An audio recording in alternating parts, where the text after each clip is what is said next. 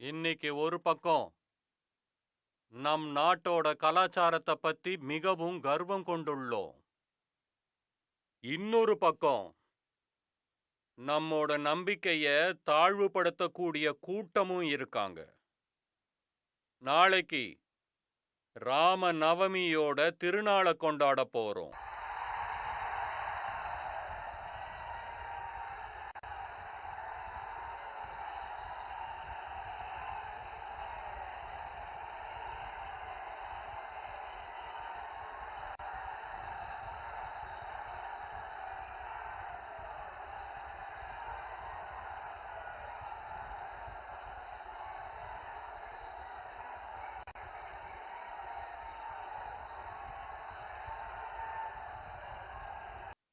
சொல்லுங்க ஸ்ரீ ராமச்சந்திர பிரபுவுக்கு.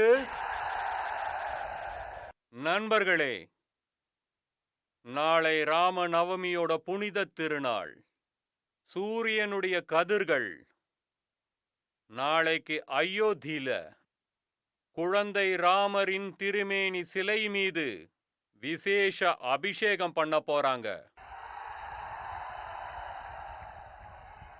ஆனா இந்த கர்வம் பிடிச்ச இண்டி அலைன்ஸ்காரங்களுக்கு ராமர் கோயில் கூட பெரிய பிரச்சனையா இருக்கு. ஆனால் எந்த மக்கள் எல்லாம் ஸ்ரீராமர் அவதரித்த மண்ணை பத்தி தப்பா பேசினாங்களோ அவங்க இன்னைக்கு ஸ்ரீராமரோட கோயில எந்த மாதிரி எல்லாம் பேசிக்கிட்டு இருக்காங்கன்னு பாக்குறீங்கல்ல. ஒரு சமூகத்தின் நன்மைக்காக மட்டும் இந்த மக்கள் பிராண பிரதிஷ்டையோட நிகழ்ச்சியின் அழைப்பிதழ நிராகரிச்சிட்டாங்க.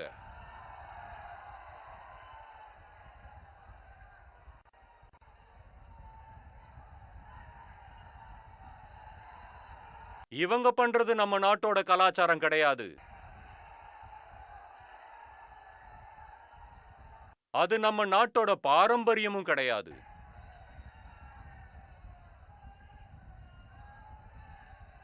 இந்த கர்வம் பிடிச்ச INDA தலைவர்கள்லாம் காங்கிரஸோட இளவரசர் பப்ளிக்கா சொல்லிக்கிட்டு இருக்காரு. அதாவது இந்து மதத்தோட சக்திகளை முழுமையா அழிச்சிடுவாராம். இன்று நாட்டுல பல இடங்கள்ல நவராத்திரி புனித திருவிழா.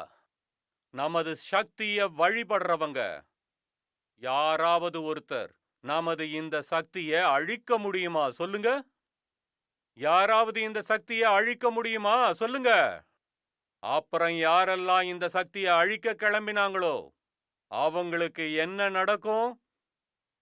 அவங்களுக்கு என்ன நடக்கும்? நண்பர்களே, இது எப்படிப்பட்ட ஒரு குடும்பமா உருவாகி இருக்குன்னா, சுத்தியுள்ள அவங்களோட கூட்டாளிகள் மத்த கூட்டாளிங்களுக்கு சொல்றாங்க, நம்மோட இந்த சனாதனம் இருக்கே, இந்த சனாதனத்தை அவங்க டெங்கு மலேரியான்னு சொல்றாங்க. இது சனாதனத்துக்கு அவமானமா இல்லையா? இத நீங்க ஏத்துக்கிட்டா அது உங்களுடைய விருப்பம். யாரும் உங்களை தடுக்க போறதில்ல. ஆனா அத டெங்கு மலேரியான்னு சொல்றது இந்த சனாதனத்துக்கு அவமானமா இல்லையா சொல்லுங்க? நம்மோட ரிஷிகளுக்கும் முனிவர்களுக்கும் அவமானமா இல்லையா சொல்லுங்க? நம்முடைய முன்னோர்களுக்கு அவமானம் இல்லையா? நீங்க எல்லாரும் எனக்கு சொல்லுங்க. இந்த ஆளுங்க ஏதாவது ஒரு சீட்டாவது ஜெயிக்க தகுதி உள்ளவங்களா? அவங்களுக்கு தண்டனை கிடைக்கணுமா வேணாமா? பீகார் முழுக்க அவங்கள ஒவ்வொருத்தரையும் சுத்தமா நீக்கணுமா வேணாமா?